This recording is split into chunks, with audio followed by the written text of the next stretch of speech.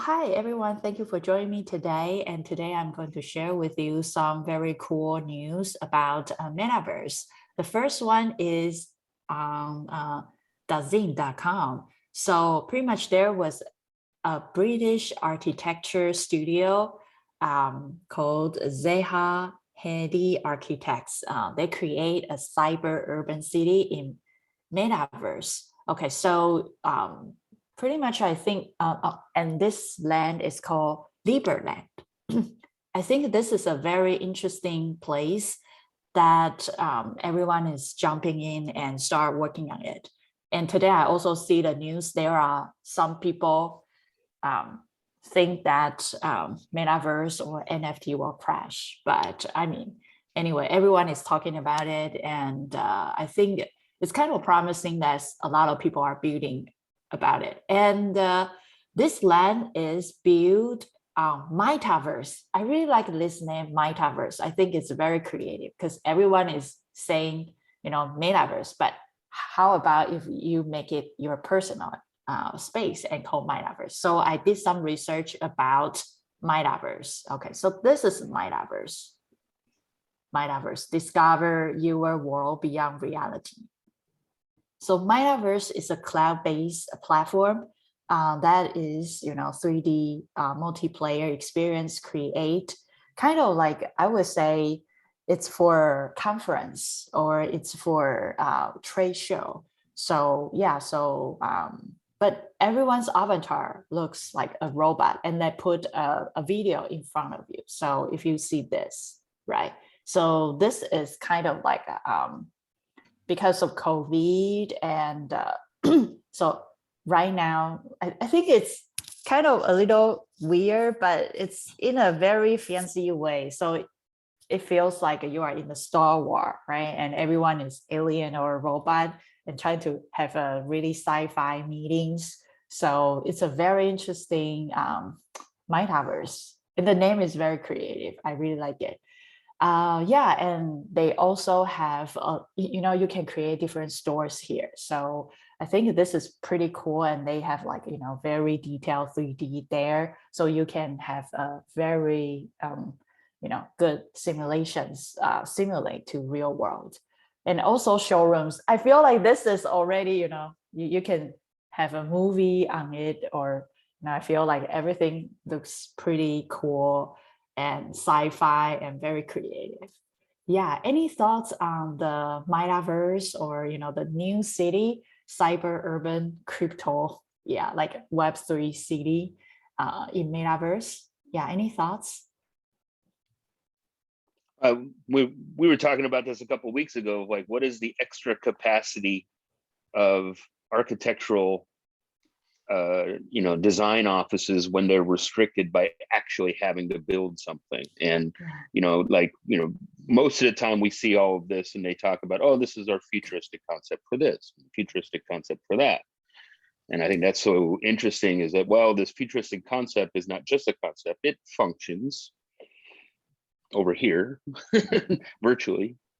The question that I keep thinking of, because you talk about trade shows and such, like the trade show designers have been in this environment for a long time, and they share it in small groups, with people who are making decisions of whether to build the building or not. So, for me to look at this and go, well, if the general public is going to start using this model, is that more or less difficult than not being in a 3D environment? Like, I still kind of look at all of this going, okay, well, there's a virtual bank. Is it still more difficult to navigate a virtual bank than it is to use an app from the bank where you swipe, hit, swipe, hit, enter? So there's these kind of aspects in there of like, oh, this is very interesting. And wouldn't life be great if the DMV looked like this? But would you really want to go into a very pretty environment to do DMV stuff when you could have just hit a couple buttons on a flat web page and had it done real quick? So I think that's the kind of thing of like, well, all of it to me is like the patience for, people who grew up in video games and like video games, and then they can extend that experience. But for people who don't use video games or spend a lot of time in this environment, then you're really asking, it's almost like the people who have a hard time with the internet now would have even more of a hard time later, because they don't want to have to go into that 3D environment at all. So I think of that aspect more of, the tangibility of it. Once it's built, okay, then are people really going to use it versus something that may be much, much faster to navigate? Yeah, so it's more like a goal oriented, right? So as long as it's quick and fast to achieve your goal, it's better to, do it in a 2D, like interface, done. And instead of trying to get in and trying to line up, and then go down the right aisle for the store versus, just clicking on a category. There's aspects here that look almost very difficult. But anyway, that's my 2 cents. Yeah. I thought of 2 things when you were talking there, Dan. And the first is you were talking about the people that make actual buildings, and forever we've been able to do things like A/B testing on websites, right? You tweak a little image here, you put the graphic over here, you make this bold, you change the button, and then you look at the results and you look at how the users respond to that work. And I've never thought, could you do that with a building? Like before? Oh yeah, that's how it's done. So right?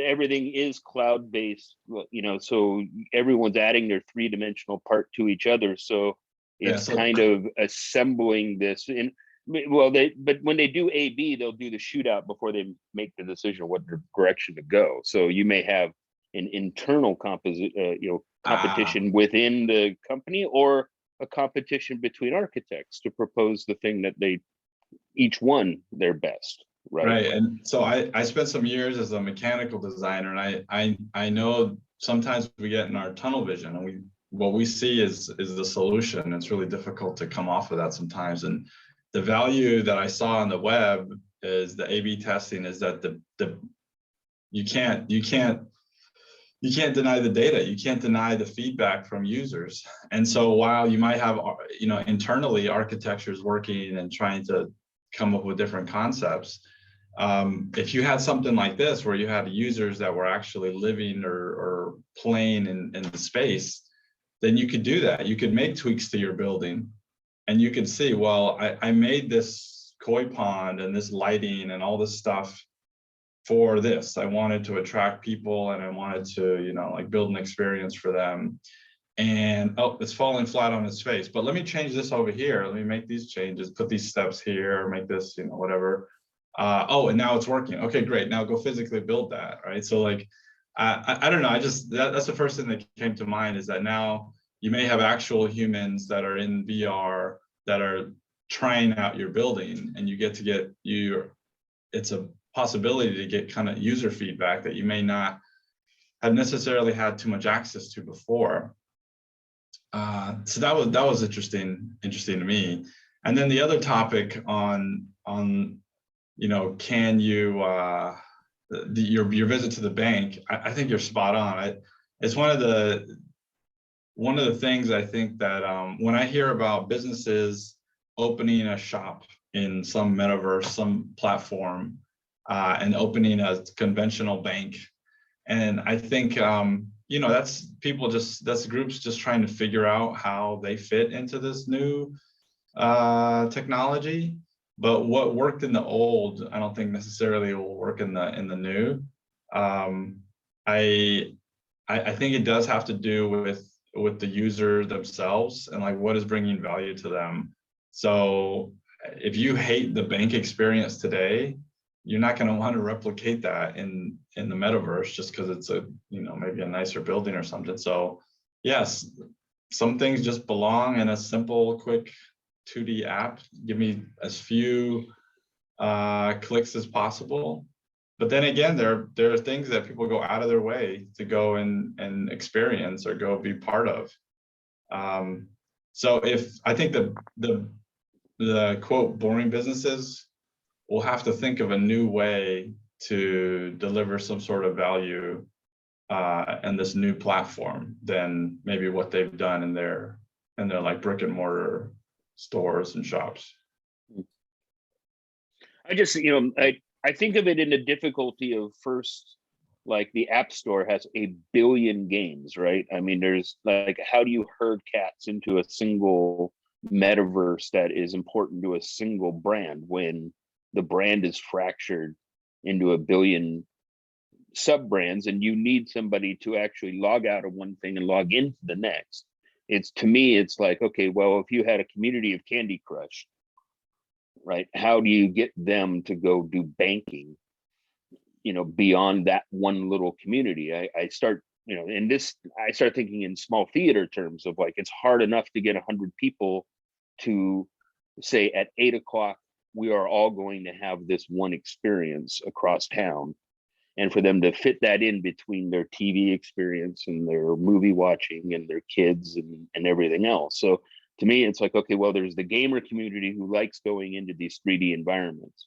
They do that, and you can put out a theme park for Sims and you can build it, or something, and that will attract a particular type of person. But even with the biggest, most attractive thing there, you're only going to attract X amount of people to that closed wall environment. So to me, it would, like, if you're going to try to do this as a brand, you would have to carpet bomb every single app on the App Store with a version of your virtual store in order to keep a brand, that's to me, like, the scalability of it is like, well, if it's not all connected, then it's fractured with fractured audiences, and they're all trying to navigate this 3D space. And to me, that's almost like small theater going, that's asking a lot of a group of people to do something particular. Yeah, I like the topic of how do you connect these metaverse platforms together and in a really seamless way. Yeah. So to the user, so right now I'll get a push notification to my phone, and if I want to jump into another app, it's just like a button click. And what if something similar was there, that when I'm in my digital self, I can get some sort of notification that something is happening. There's a concert, there's a Roblox concert that you expressed some interest in. It's happening. And so just click something or whatever, or tap something. And then I get pulled out of whatever metaverse platform I'm in, and I get dropped into Roblox. I can go. So that doesn't sound too much of jumping in and out of Instagram over to Snap. Yeah. Yeah, exactly. But obviously those experiences are so different, right? 2D on a phone versus like an they're all immersive profiles, experience. they're all virtual. Your login person, your account is you, so yeah, you're kind of with your notifications jumping in and out of your identities in these different I think spaces. that last speaker events, I think the speaker mentioned that we don't really need to define metaverse right now. It's just like before we have .com bubble, right?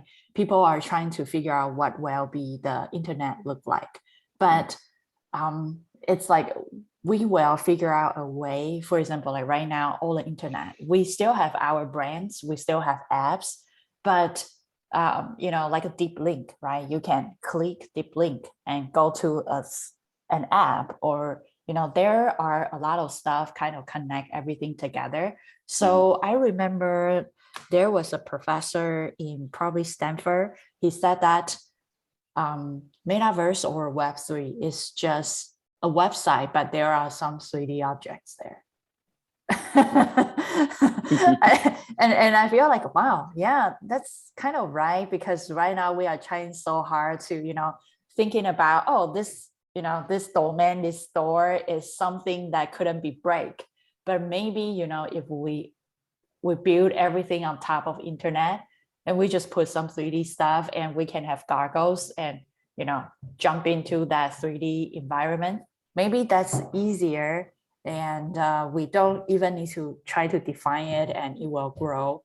and suit our needs. Because the bad one will be get rid of, right? Because of the market. That's what And the I good see. one will stay. Mergers and things dying and colliding into each other. I see a lot of that going on for a while. Right, Emily? Right? Yes, Yeah. I love chaos. I thrive on chaos. I can't tell you how many medical devices have bombed who've never gotten to market, but it was the quest, right? I'm laughing here. I had to turn my mic off. I was laughing so hard. I think this metaverse, the silent movie version, sucks. Okay, it's like, it's ridiculous. All these people want to do is have you spend your hard-earned money on quote real estate or islands or branding for stuff that you're just going to get buried into, like it's already happened in the apps, or like with the game, people have great games, but they don't get enough promotion. You know, they get lost in the shuffle. I am a big believer of voice interfaces. I've been around the block, done so much technology. Everybody talks, or everyone has, if you start losing your voice or your sight, or you just get, you know, VR goggles are great, but people can't afford them.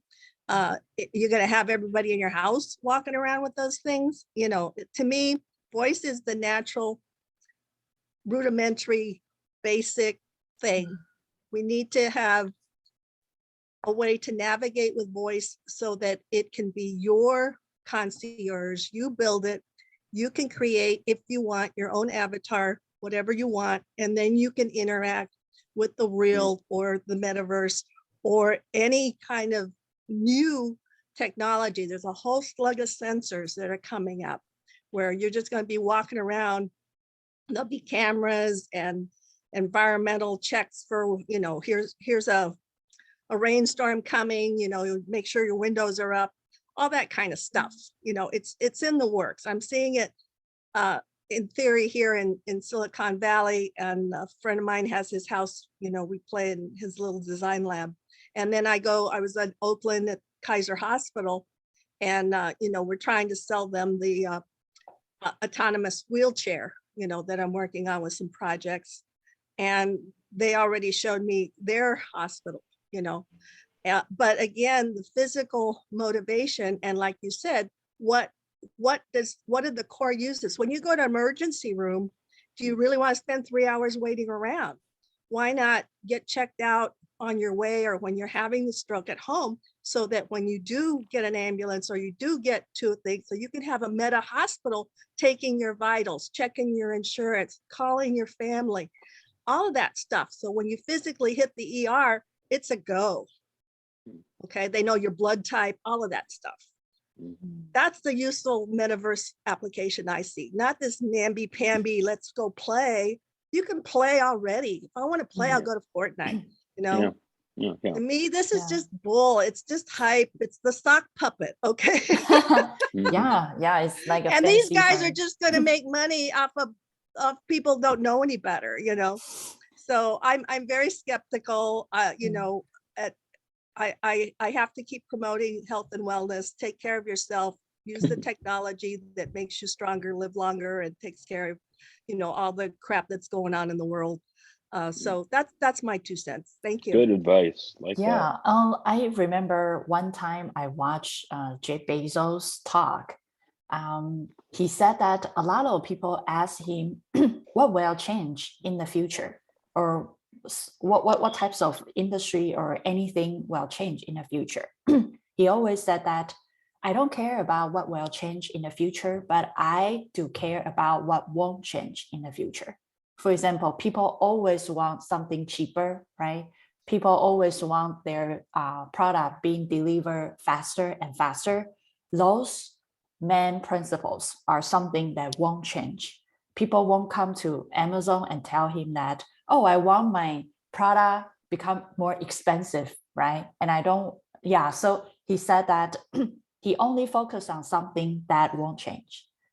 Yeah, because in this world, right, there are so many things like bubble, right? Maybe like this land, right? Did this land serve any innermost of something inside us that never changed? I don't know. Yeah. So yeah, I think this is a very interesting things. Maybe we all need to go back to our innermost. Do we really need this? right? I don't know, just some thoughts. Yeah, my 2 You cents. know, I can't help but think this. I think you're right, Emily, in the sense that if there's something successful, it'll be something that that serves a need. So your example of like your virtual meta hospital. So like it's a point solution and it serves a need, provides great value, and it becomes successful. And I could see those popping up and happening. Now, how to transition from like these point solutions into like a verse where they're all somehow connected, that sounds really tough. That sounds tough. Yeah. That might be where the big challenge is. I think, you know, there's a lot of smart people out there that have been able to build maybe valuable solutions on your phone. And so I'm sure valuable solutions will show up in this whatever Web3 looks like. Well, and go like, and back to your competition A/B nature of your software that you're talking about, right? Like this image that you're looking at right now, that I'm thinking of it in terms of the sand that they poured off the coast in Dubai.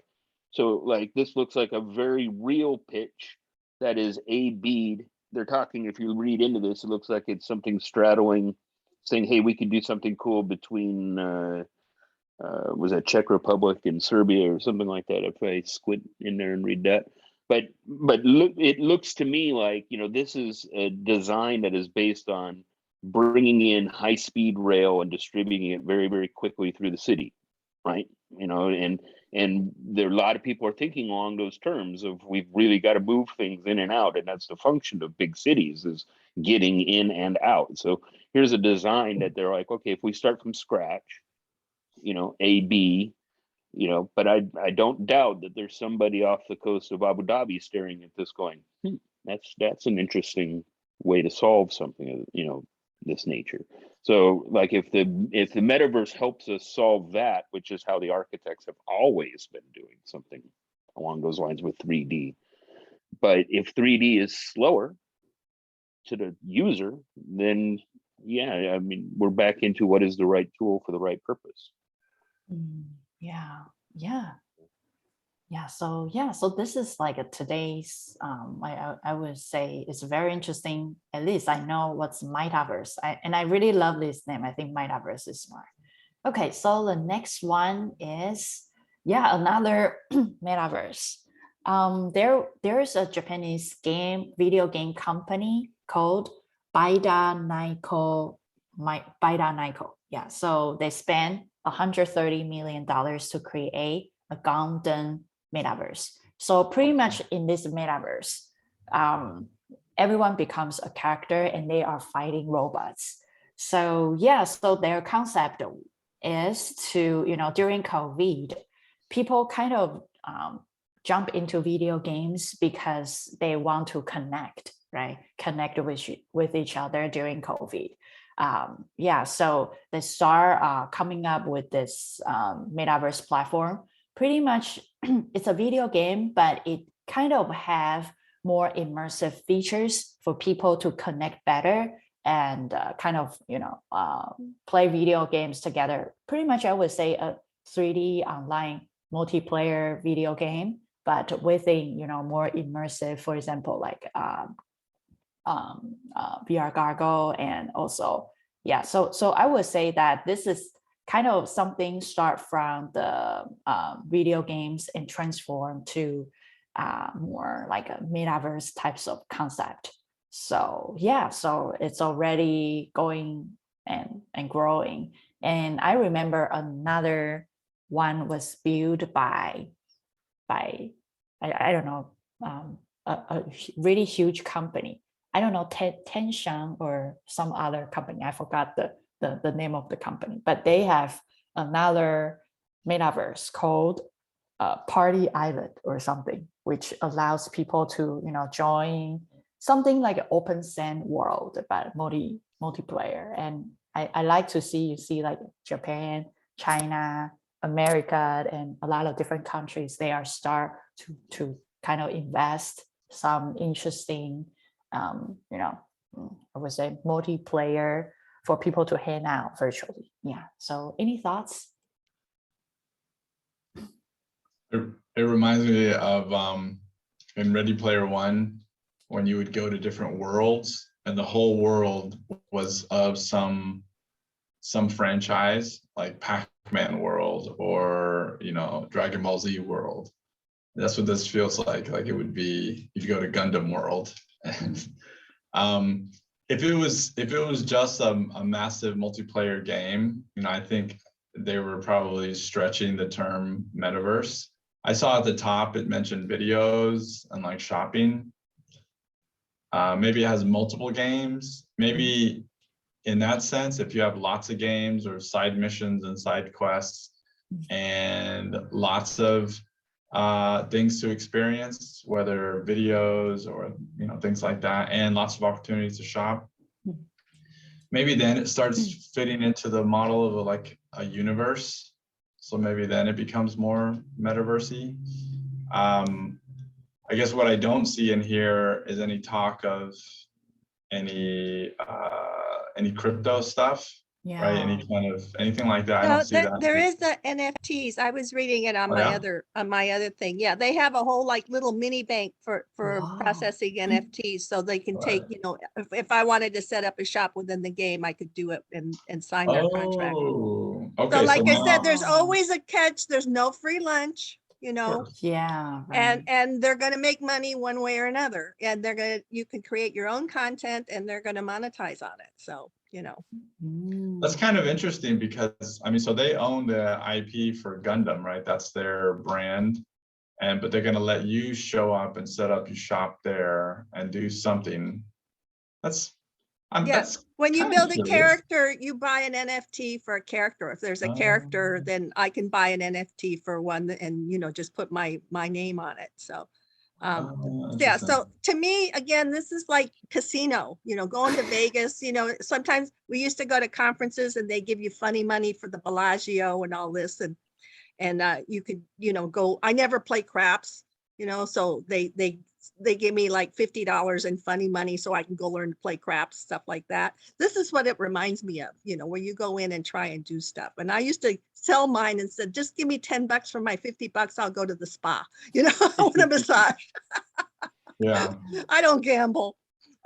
Because the Las Vegas had this quandary that all the nerds, we'd all show up there. We don't gamble, you know. We know the odds. We think it sucks, you know. We'd rather go out and drink. I know the odds. And then when we go to the restaurants, we don't order the expensive food. We order the blue plate special, you know. So they hated us. That's why the Hilton had such a bad time with the Star Trek experience in Vegas. It attracted Trekkies. They sat in a bar, but they didn't play. Yeah, we were teaching telling Klingon jokes at the bar. Who wants to go to the casino? Yeah. If this goes, let's say you're just like a typical Gundam fan, you just watch the show and you just come and hang out. But I wonder how it would be different if you happen to be like somewhat of an influencer, like you built a brand about like your love for Gundam, and like you review the cartoon, you talk about the latest products and the toys. And if you set up your shop now in the Gundam universe, I wonder if it'll be a little different for you than it would be for any typical fan. Well, it's interesting. Like if you think of the YouTube model and influencers setting up shop within their thing, right? It'd have to be as popular enough to have, you know, that didn't, you know, it seemed to me it's like it would, then the influencer would want to be on multiple platforms again, right? They would want to be on Twitch while they're on YouTube, while they're on Facebook. That same problem that podcasters have, or they would want to have in these metaverses. Or, and this really talks about the interoperability, is when I'm in the Instagram or on the YouTube, it's like, oh, so-and-so is actually hosting a party at their Gundam nightclub right now. Do you want to jump in? Like, yeah, I want to jump in. I'm a huge fan of this person and I get a chance to interact with them in like a 3D way. As long as it's easy and it's not painful, right? I don't know. If you're just a fan and it's just full of a bunch of other fans, then yeah, maybe it's a novelty. It feels almost like a themed casino, actually. That's a good example. Yeah, but it might look a little different when you mix in the the influencer and the people that have large social communities surrounding them already. And to me, these are our kids, you know, they're not into football. They'll watch maybe the finals of the NBA, but they don't, you know, have 3 TVs going on watching the NFL on Sundays, like some people do, you know? So they rather be in their rooms, just sitting in here and hacking around and, you know, finding their little metaverse with their friends or make new friends across the planet, you know, in Slovakia or someplace and do their thing. So to me, this is kind of a natural thing, but again, for the long-term sustainability of it, you know, how much electricity and are we going to have produce enough chips in the next 2 years with the Russian-Ukraine thing, where we're not going to have the metals to make the chips? You know, is this going to drive us in a different direction? But Oscar, I think you're right, though, that if you took the word metaverse off of this pitch and you had described all of this in 2004, it would be 130 million being spent on video game development, right? There's not a whole lot more, you know, just because of the marketing nature of where we are today. They're talking about a lot of this, but a lot of this wouldn't have been any different had they had done it in their own universe back then. You know, the difference, I think the key difference is what Emily found, which is as soon as there's a way that I as a user can monetize this on the platform, that's a game changer, right? Yeah. And I would say that something like this will be attracting people who love, you know, the Japanese, you know, animation culture. And I remember, just like Emily said, that, you know, the energy, right? But I remember one TED talk. I think it's the founder of Trigger, Jason Yin. He talked about Lego's vision, because we know Lego was made of plastic, right? And now they are going to AR and VR, and they say it can reduce the plastic toys, and you know, it's more environmental friendly. However, I was thinking about, if everything is becoming, you know, cheaps and electricity, right? Then we still need to worry about the energy from those stuff, but we can reduce the plastic, right? Imagine all those Gundam, you know, robot. When we were young, we probably get the plastic version, physical version of those toys. But now it becomes metaverse, so we need more chips instead of the plastic. So we are protected. I remember like a few days ago, some countries want to protect the ocean, so they are reducing the plastic usage. Microplastic. So I think this is great to, you know, to change the toys from plastic to chips, or, you know, like you know, electricity, or, you know, like the video game version. But yeah, just like Emily said, we still need to worry about the chips. Yeah, remember, you're talking to an old warhorse here from the semiconductors. You know, in 1970, I was the scheduler for Intel, and I had to put people on rations. You know, even the automotive companies would come screaming at me because I could only deliver 10% of the product that they ordered, you know. And so this is what I see right now. The manufacturers and the designers are saying, oh shit, you know, we're not going to have these silicon chips or these other little controllers, or even the solar batteries that we need for our drones, you know, for the Oculus, for all of the projections of the TV sets and all of that. So this shortage to me means that it's going to force people to use what they have and play nicer together, you know, because they can't just be selling more and more hardware and software. They have to kind of harmonize. Unity is going to have to play in the same sandbox as Epic, because their communities are demanding it. If I'm going to build a virtual hospital, I don't want to have to build it 10 times in 10 different platforms. Yeah, I actually have a theory on that I bet you in the future you could end up with an operating system out of like an Epic or something, where you really boot into something very, very different.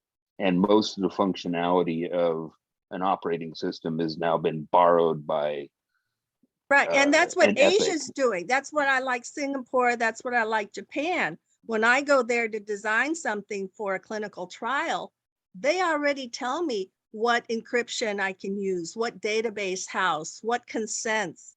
You know, it's all, the government has raised the bar, and they have, you know, an aging population and all of the things I'm trying to solve in the US. They have voice interactions, they have avatars, they have a talking cat sponsored by Yamaha for, you know, people to decompress.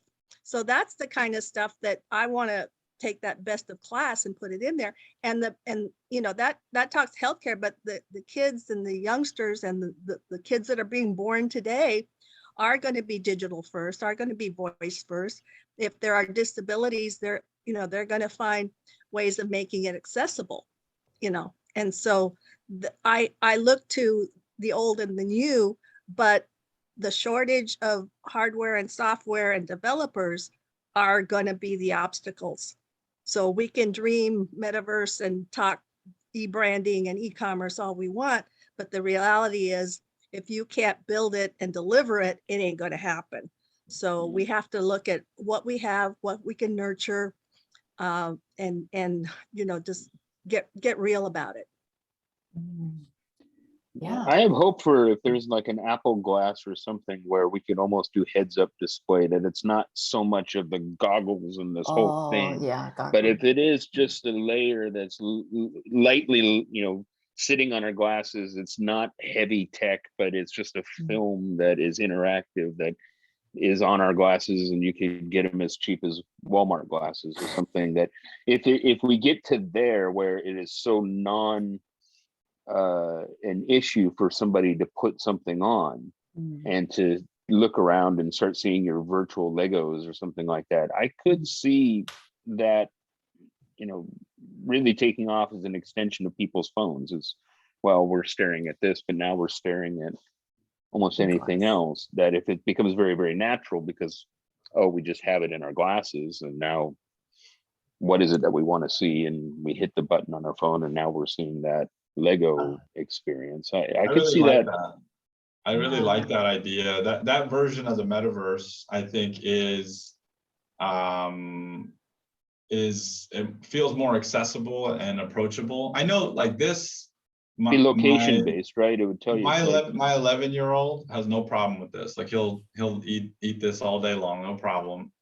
But I don't really game. I don't game. Yeah. But I know that, and I mentioned this, I think, on one of the previous calls, like everything around me, there's a digital version of it somewhere. They either used it to design it, or, you know, there's some simulation that regarding it, or. And how many movies have we seen where the guys bring up the thing and they spin it and look at it from different angles because they could just see this virtual ship, you know, or something that they're studying. Like I can only imagine in you know, for medical, all the rest of it, being able to grab something up. Okay, here's a liver, you know, and just kind of, you know, do this with it. And, you know, once we get to that kind of tactile kind of aspect of 3D, design wise, I think that'd be fascinating and take off immediately. But it's got to be something that people could put on that's not 50 pounds of hardware. Yeah, I mean, there's a lot of work still trying to bring down the size and the scale of the headsets. But I mean, I think that's what, if someone had a magic wand, that's what a lot of the dreamers are dreaming, is the ability to seamlessly go from, let's say, just a mixed reality, like I'm in this, like I'm standing here and, you know, like I have a little, you know, water bottle, and maybe I want to see how the sales, what are the sales for this right now? Like, how is this going on eBay, Amazon, and like whatever, some other store? And I can just like look at it and I can see those sales stats right now. Like, oh, it's actually on sale at Target right now.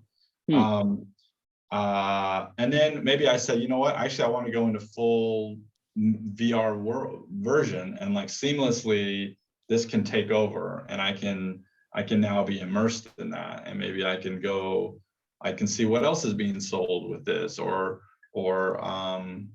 You know, maybe there's like a backpack that goes with it and I want to like touch and feel it. And so, I mean, this idea of being able to jump in and out, like from maybe the experience began on my phone. I began on my phone, I saw a product I liked, and now I see it in AR through my phone, or I push it to my phone, to my glasses. And now I want the whole experience. I want to go to Gundam Land. I press the button and then boom, I'm done. You know. Interesting. Yeah, and Don't think of them as yeah. steps like you're talking about. It's interesting to think getting deeper into it with another layer of immersiveness, because that's how you follow and click through. That's interesting. Doesn't it kind of happen that way when you're online though? Because I'll get a push notification. Yeah. Let's say, or I'll see an article in my feed. Like I won't go and research the article. I'll just get an article in my feed. Maybe a friend posted it, and I'll start in the feed, and then I'll want to know more, and then I'll click the link, and I'll go into that specific website, and then I'll see a video, and I'll play the video. Like it's very following the breadcrumb trail. I don't think it's going to change, I hope the tech can be built in such a way to support that in the future. Like I still want that.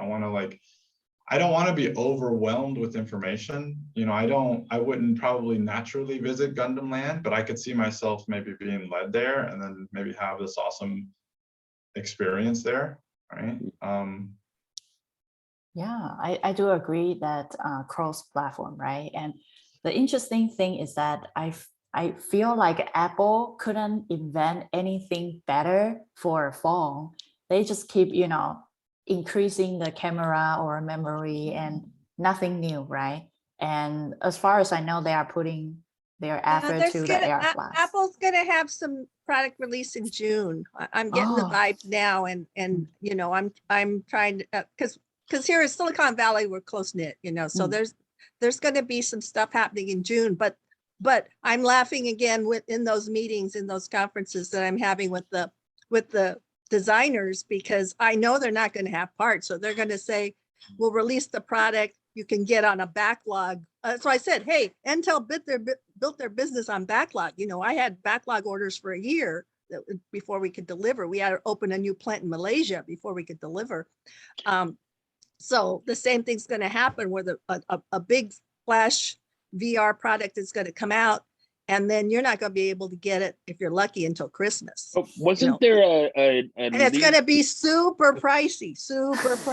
But wasn't there a leak from Apple recently of like a VR OS or some sort of wing? That's what I'm talking about. Yeah. And it started coming out in the Xcode or something that you could start to develop for it, or I don't know if they actually went that far, or they just hinted at it.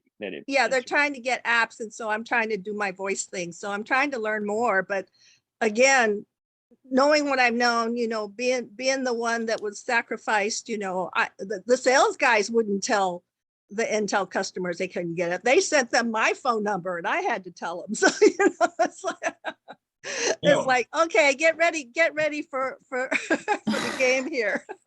You know, Emily, I've been hearing about this trend that may address that issue. So it was a couple of years ago. I was at an AT&T hackathon, and we were it was all surrounding 5G. Like, what here, hackathon participant, this is what 5G is, and this is what we believe it will offer as value to people. Now go dream up a bunch of stuff as if you lived in a 5G world. And so we were told, well, you're going to have a lot higher, and this is not my area of expertise, but a lot better data throughput. You'll be able to just at faster speeds as well. And the concept that they shared with us is what that could mean is that you do more of your computing in the cloud, and it's less processing intensive at the client or at the user. And that was the first time I'd ever heard of that topic, right? I don't come from that world.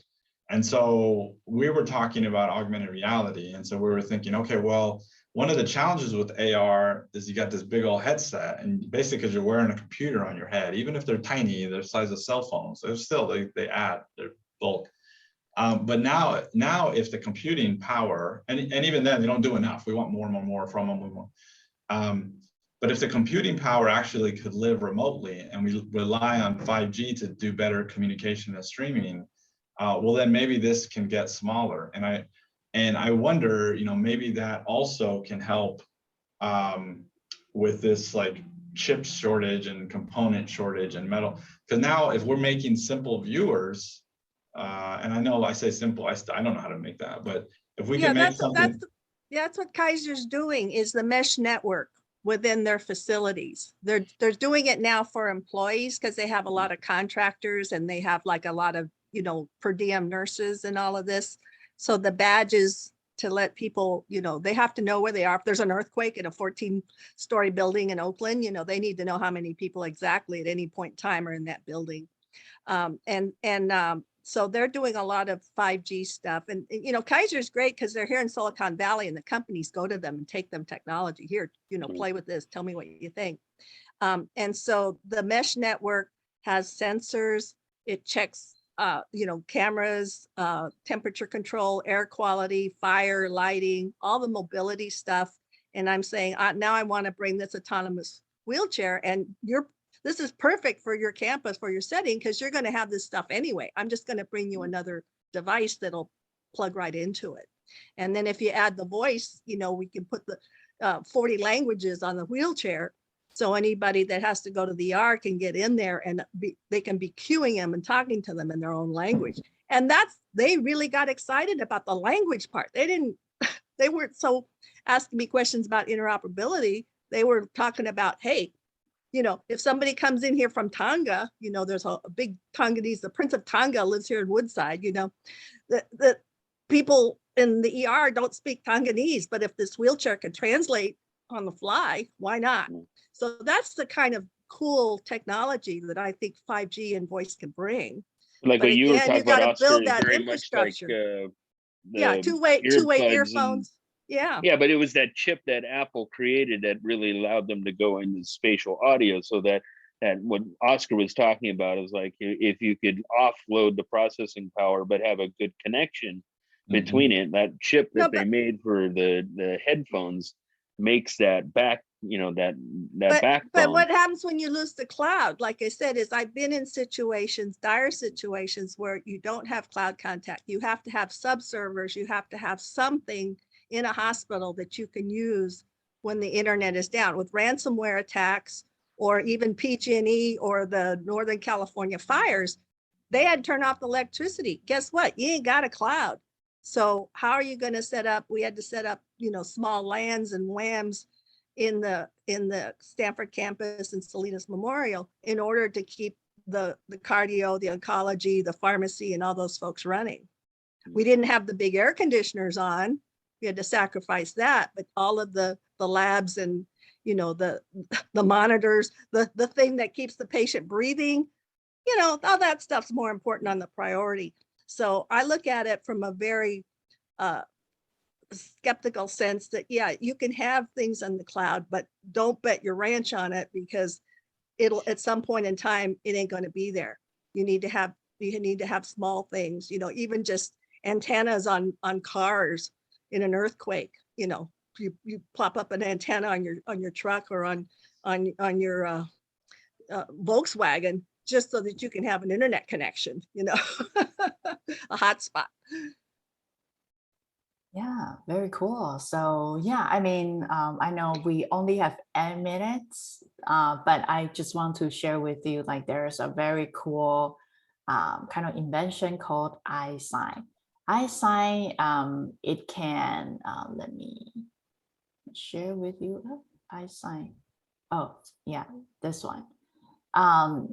It was invented by Duke University, like the computer engineers at Duke University. What it can do is it can simulate humans' eyes. So pretty much that it's like a computer program that can kind of simulate how people look at things.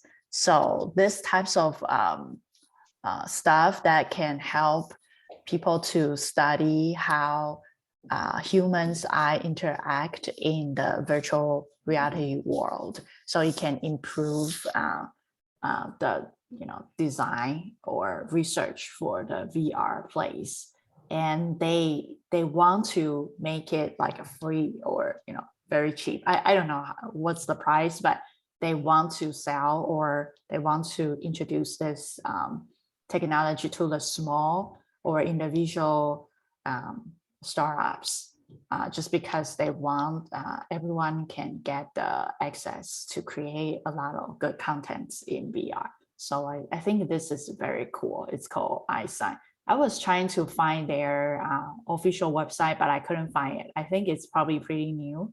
So yeah, they just kind of find out, or they just invented a virtual eye that functions similar to human's eye that can help people to do a lot of VR research. Yeah, that's kind of something that I find interesting.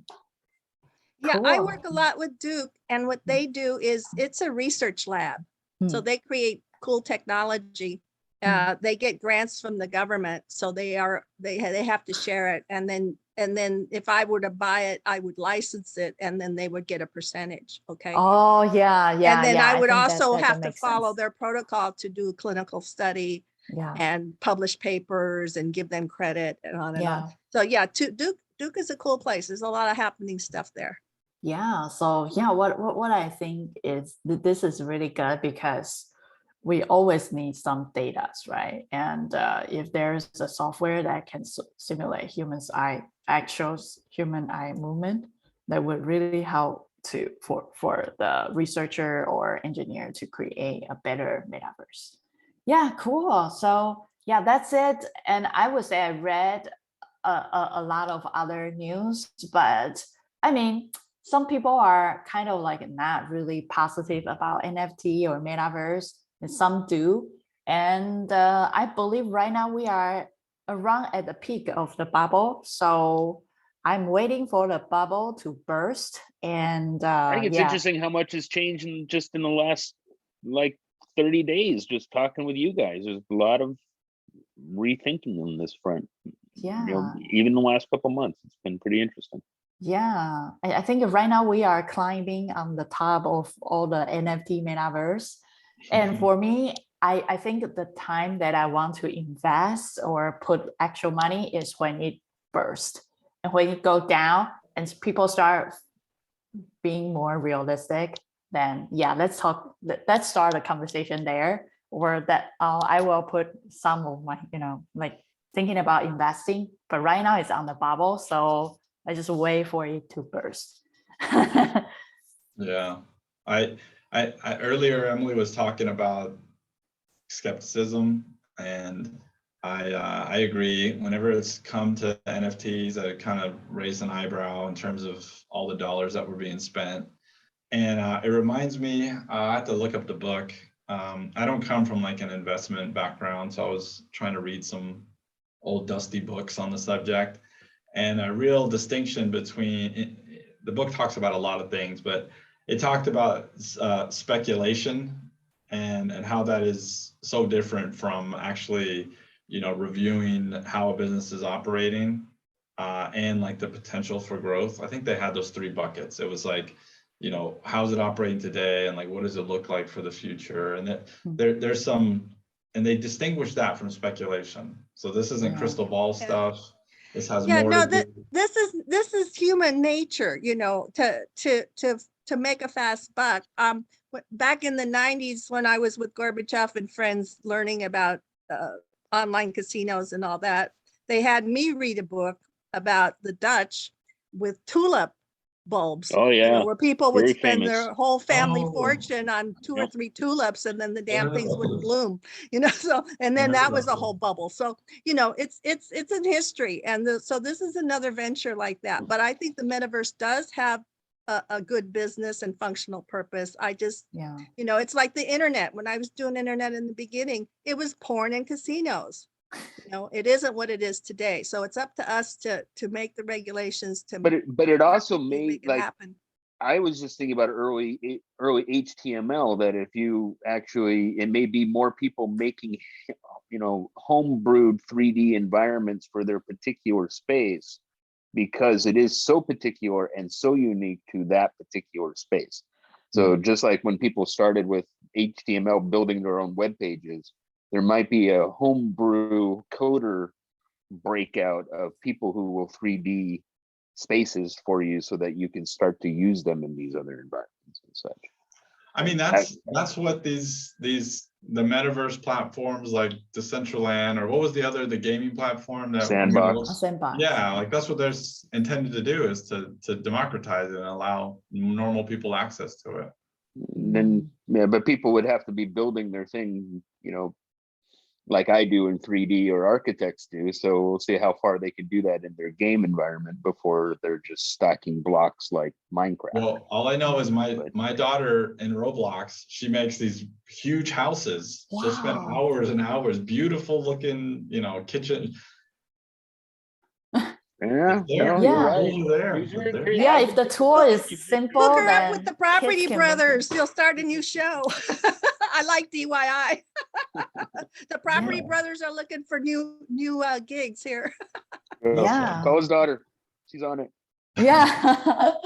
Cool. Yeah. Thank you so much. I think we are hitting our time, but I think today's discussion is wonderful, and hopefully see you all next week. Okay. Thank you. Bye-bye. Bye-bye.